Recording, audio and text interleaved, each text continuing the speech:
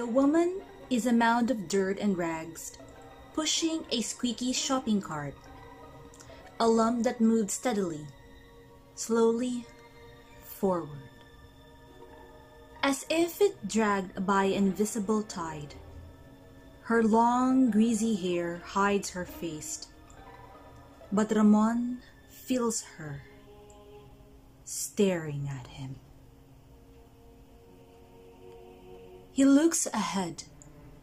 The best thing to do with the homeless mob littering Vancouver is to ignore it. Give them $1 and the beggars will cling to you like barnacles. Have you seen my children? The woman asks. Her voice, sandpaper against his ears, makes him shiver. His heart jolts as though someone has pricked it with a needle.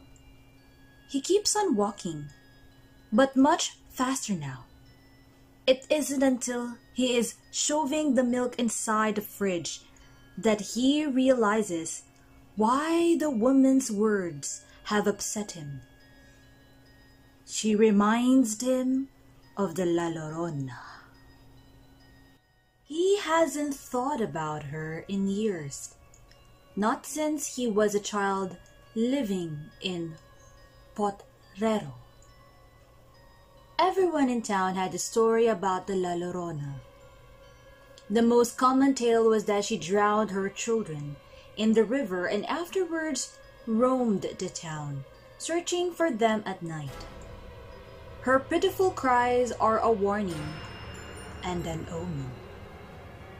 Camilo, Ramon's great-uncle, swore on his mother's grave that he met this ghost while riding home one night. It was the rainy season, when the rivers overflow and Camilo was forced to take a secondary, unfamiliar road. He spotted a woman in white bending over some nopales at the side of the lonely path. Her face was covered with the spines of the prickly pears she had savagely bitten. She turned around and smiled.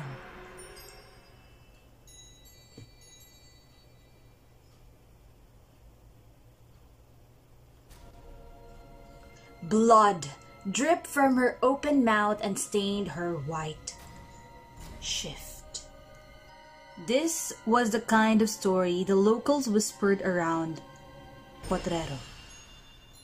It was utter nonsense, especially coming from the lips of a chronic alcoholic like Camilo. But it was explosive stuff for an 8-year-old boy who stayed up late to watch black and white horror flicks on the battered TV set.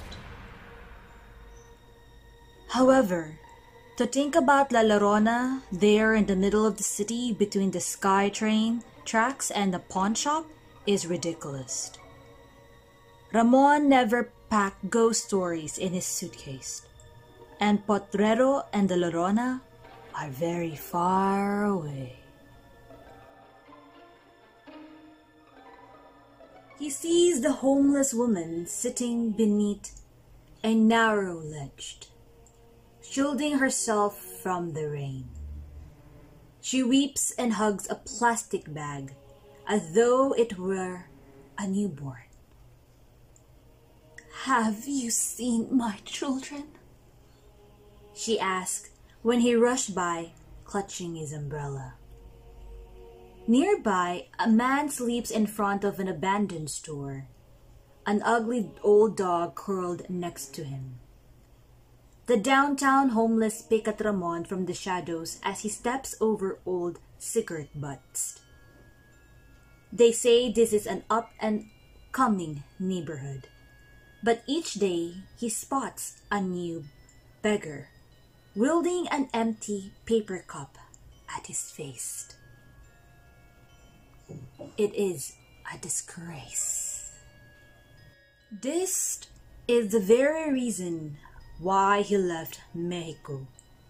He escaped the stinking misery of his childhood and the tiny bedroom with the black and white TV set he had to share with his cousins. Behind his house there were prickly pears and empty nest.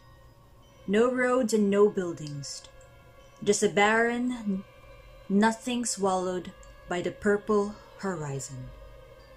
It was easy to believe that the Llarona roamed there. But not in Vancouver, which is new and shiny, foaming with lattes and tiny condos. The dogs are howling. They scare him. Wild stray animals that roam at the back of the house at nights. His uncle told him the dogs howled when they saw the Llarona. Ramon runs to the girl's room and sneaks into his mother's bed, terrified of the noise, and his mother has to hold him in her arms and until he falls asleep. But when he wakes up, Ramon is in his apartment and it's only one dog. The neighbor's Doberman, barking. He rolls to the center of the bed, staring at the ceiling. Ramon spots the woman a week later, her arms wrapped around her knees. "My children," she asks, with her cloud of dirty hair obscuring her face. "Where are my children?" Nauseating in her madness, a disgusting sight growing like a canker sore and invading his streets. Just like the other homeless littering the area. The man in front of the drugstore that always asks him for spare change, even though Ramon never gives him any. Or the gnarled man beneath a familiar blanket, eternally sleeping in the shade of the burger joint. The city is heading to the gutter. Sure, it looks pretty from afar with all the tall glass buildings and its mountains, but below there is a depressing stew of junkies and panhandlers that mars the view. It reminds him of Potrero and the bedroom with the leaky ceiling. He stared at that small yellow leak which grew to become an obscene dark patch above his bed until one day he grabbed his things and headed north. He felt like repeating his youthful impulsiveness, gathering his belongings in a duffel bag and leaving the gray skies of Vancouver. But he had the condo which would fetch a killing one day if he was patient. His job and all the other anchors that a man pushing 40 can accumulate. A few years before, maybe? Now it seemed like a colossal waste of time. Ramon tries to comfort himself with the thought that one day when he retires, he will move to a tropical island of pristine white beaches and blue-green seas where the wrecks of humanity can never wash ashore. He's gone to buy groceries, and there she is, picking cans out of the garbage in the alley behind the supermarket. La Llarona. He used to send a postcard to his mother every year when he was younger. Newly arrived in the States, he couldn't send any money because dishwashing didn't leave you with many spare dollars. And he couldn't phone often because he rented a room in a house, and there was no phone jack in there. If he wanted to make a call, he had to use the payphone across the street. Instead, he sent postcards. Carmen didn't like it. His sister complained about his lack of financial support for their mother.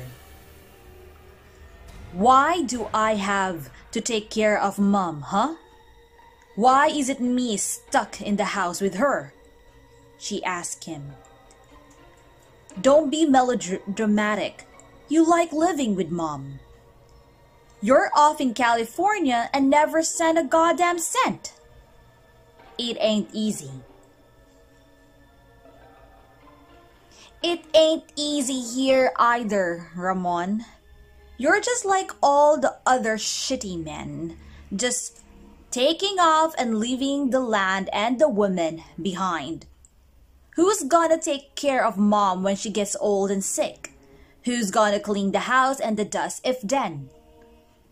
With what? Fucking money? I ain't doing it, Ramon. Bye, Carmen.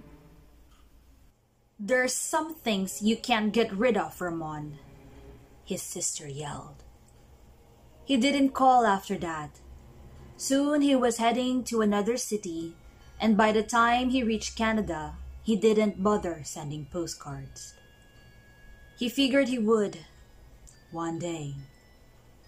But things got in the way, and years later he thought it will be even worse if he tried to phone.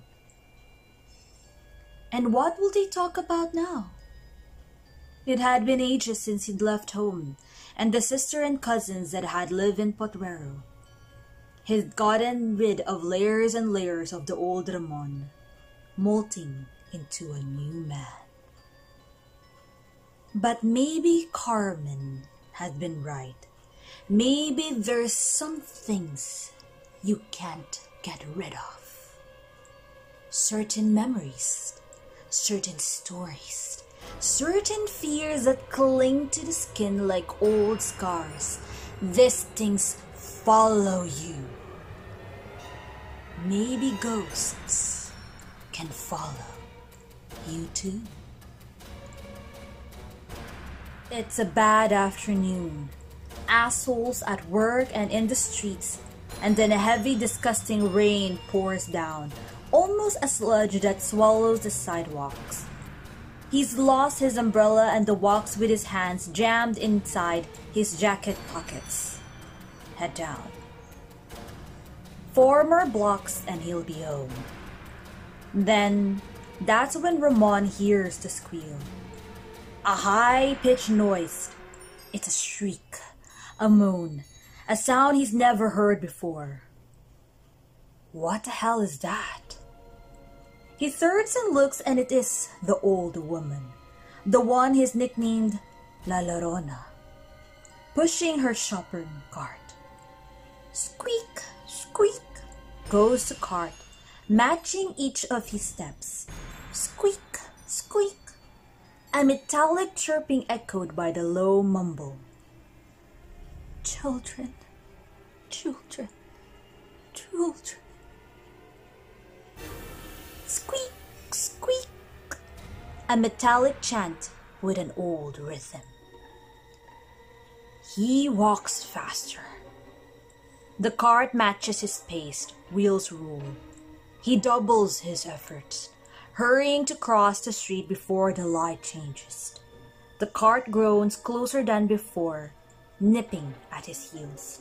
He thinks she's about to hit him with the damn thing, and then all of a sudden, the sound stops. He looks over the shoulder. The old woman is gone. She has veered into an alley, vanishing behind a large dumpster. Ramon runs home. The dogs are howling again. A howl that is a wail. The wind roars like a demon. The rain scratches the windows, begging to be let in, and he lies under the covers, terrified. He feels his mother surround his body, her hands smoothing his hair, like she did when he was scared. just a little boy terrified of the phantoms that wander through the plains. His mother's hands pats his own. Mother's hand is bony, gnarled long fingers with filthy nails, nails caked with dirt. The smells of mud, putrid garbage, and mold hit him hard. He looks at his mother, and her hair is a tangle of gray. Her yellow smile paints the dark. He leaps from his bed. When he hits the floor, he realizes the room is filled with at least 3 inches of water. Have you seen my children? The thing in the bed asks. The dogs howled, and he wakes up, his face buried in the pillow. He takes a cab to work. He feels safer that way. The streets are her domain. She owns the alley. When he goes to lunch, he looks at the puddles and thinks about babies drowned in the water, corpses floating down a silver river. Don't ever let the Llarona look at you, his uncle said. Once she's seen you, she will follow you home and hunt you to death, little boy. Oh, my children! She'll scream and drag you into the river. But he'd left her behind in Portrero. He thought he'd left her behind. Ramon tries to recall if there is a charm or remedy against the evil spirits. His uncle never mentioned one. The only one cure he knew was his mother's embrace. There, there, little one, she said, and he nested safe against her while the river overflowed and lightning traced snakes in the sky. In the morning, there is a patch of sunlight. Ramon dares to walk a few blocks, but even without the rain, the city feels washed out. Its color has been drained. It resembles the monochromatic images they broadcasted on the cheap television set of his youth. Even though he does not bump into her, the Llarona's presence lay thick over the streets. Pieces of darkness clinging to the walls and the dumpsters and alleys.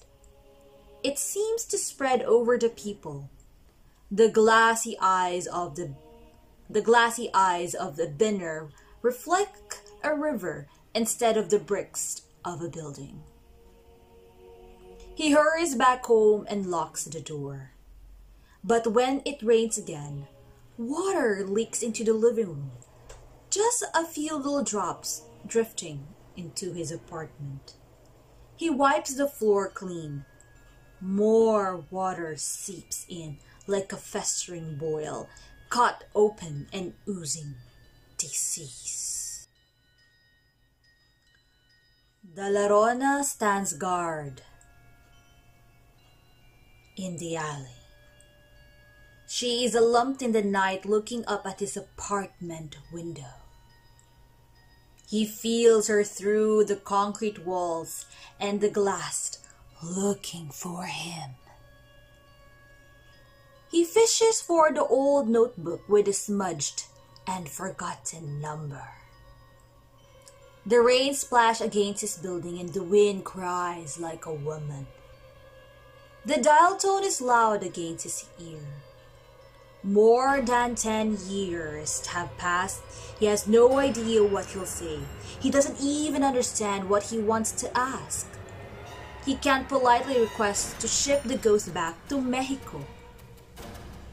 He dials. The number has been disconnected. He thinks about Carmen and his mother and the dusty nothingness behind their house. There might not even be a house. Perhaps the night and the river swallowed them. The Llarona comes with the rain. Or maybe it is the other way around. The rain comes with her. Something else also comes. Darkness. His apartment grows dimmer. He remains in the pools of light away from the blackness. Outside in the alley, the Llarona scratches the dumpsters with her nails. The dogs howl. Ramon shivers in his bed and thinks about his mother and how she used to drive the ghost away. She is sitting next to a heap of garbage in the middle of the alley, water pouring down her shoulders. She clutches rags and dirt and pieces of plastic against her chest, her head bowed and her face hidden behind the screens of her hair. My children, my children. She looks at him slowly. The rain coats her face, tracing dirty rivulets across her cheeks. He expects an image out of a nightmare, blood dripping, yellow cat eyes, or a word skull. But this is an old woman. Her skin has been torn by time, and her eyes are cloudy. This is an old woman. She could be his mother. She might be. For all he knows, he lost her photograph a long time ago and can't recall what she looks like anymore. His mother ran her fingers through his hair and hugged him until the ghost vanished. Now he's too old for ghosts, but the ghost still comes at night. The woman looked at him, parched, forgotten, and afraid. I've lost my children, she whispered with her voice of dead leaves. The alley is a river. He goes to her, sinks into the muck, sinks into the silver water. He embraces her, and she strokes his hair. The sky above is black and white, like the pictures in the old TV set, and the wind that howls in his ears is the demon wind